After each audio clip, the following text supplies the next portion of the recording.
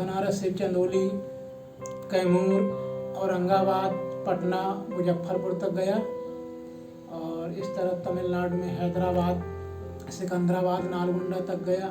जहाँ जहाँ मुझे मिलने की संभावना है वहाँ वहाँ मैं निरंतर प्रयास कर रहा हूँ और एक संकल्प के साथ निकला हूँ कि अगर नहीं मिलेगा तो वापस नहीं जाऊँगा घर। मैं अपने घर में अखंड ज्योति जला के एक संकल्प के साथ निकला हूँ कि या तो बच्चे को लेकर घर आऊँगा या आत्महत्या कर लूँगा।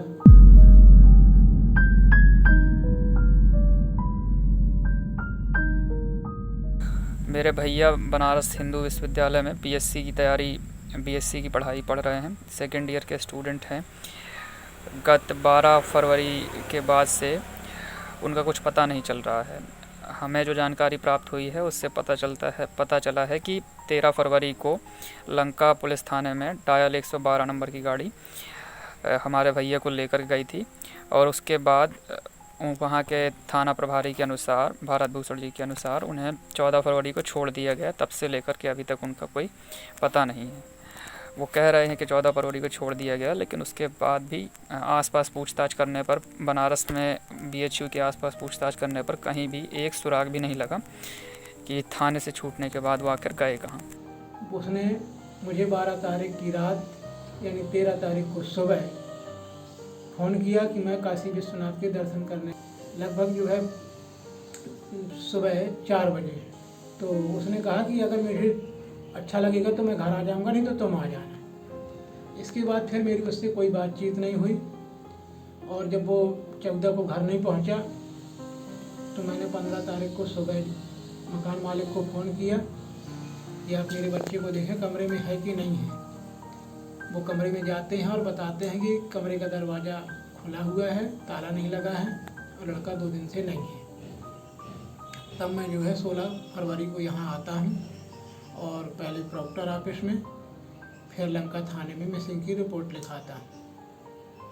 उस समय मुझे लंका थाने द्वारा कोई भी जानकारी शिव कुमार से संबंधित नहीं दी जाती है। क्या बताया जाता है आपको लंका थाने में?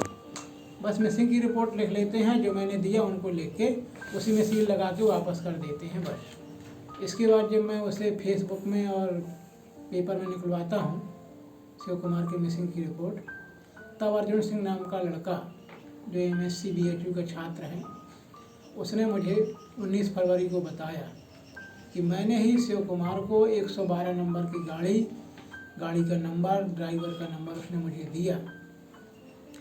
112 नंबर की गाड़ी को बुलाया और मेरे सामने जो है शिव कुमार को पुलिस पकड़ के ले गई। किस तारीख को? 13 फरवरी 8:30 बजे रात को। 13 को, ठीक है। अर्जुन सिंह ने मुझे बताया और अर्जुन सिंह ने ही बताया कि मैंने जब उनसे पूछा कि आप इस लड़के को रखेंगे कहाँ, तो उन्होंने कहा कि हम इसको लंका थाने में दे देंगे, फिर जो उचित कार्रवाई होगी वो करेंगे। इसके बाद जब अर्जुन सिंह ने मुझे 19 फरवरी को बताया तब मैं पुनः लंका थाने गया, तो उन्होंने कहा कि हमें इसके बारे में कोई जानकारी नहीं है, आप चेतगंज थाने जाओ। चेतगंज थाने गया तो बोले आप सीरगेट की चौकी में जाइए। सीरगेट की चौकी में गया तो उन्होंने कहा कंट्रोल रूम में जाइए। कंट्रोल रूम में गया तो बोले हमें कोई जानकारी नहीं। फिर मैं अर्जुन सिंह से 112 नंबर की गाड़ी का डिटेल लेके प्रभाकर चौधरी SSP जी के पास जाता हूँ और उन्हें ये पूरा डिटेल देता हूँ। तो वो जो है उस गाड़ी नंबर के ड्राइवर को बुलवाते हैं और उससे पूछताछ करते हैं। तो वो पूछने के दौरान ये बताता है कि हमने लंका थाने में ही 13 फरवरी को 8:30 बजे रात को शिव कुमार को दिया है। तब SSP साहब उस ड्राइवर को मेरे साथ भेजते हैं और बोले जिसको हैंड ओवर किया हो वो इनके सामने जाके बताओ। तब वो आते हैं और भरत भूषण तिवारी जी के सामने ये कहते हैं कि हमने 8:30 बजे रात को आपको शिव कुमार को दिया था।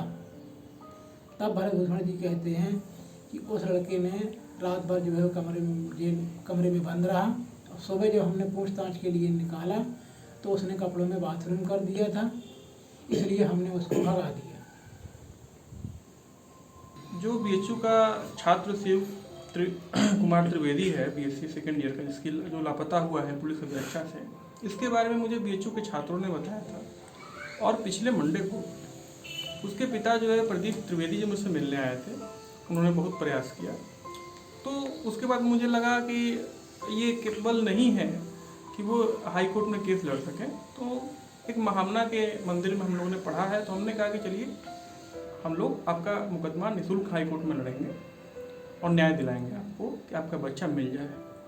इसी कड़ी में मैंने पिछले मंगलवार को लेटर पिटीशन मूव किया ऑनरेबल इलाहाबाद हाई कोर्ट में, और लेटर पिटीशन मूव करने के 24 घंटे के अंदर मैं शुक्रगुजार हूँ मुख्य न्यायाधीश महोदय का, उन्होंने इसका संज्ञान लिया, और जो न्यायपालिका में एक अटूट विश्वास है लोगों का, वो और मजबूत हुआ है कहीं ना कहीं।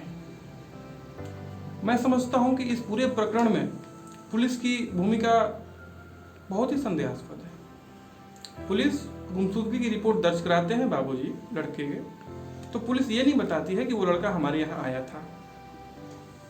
उसके बाद पुलिस इनको सहयोग करती नहीं है।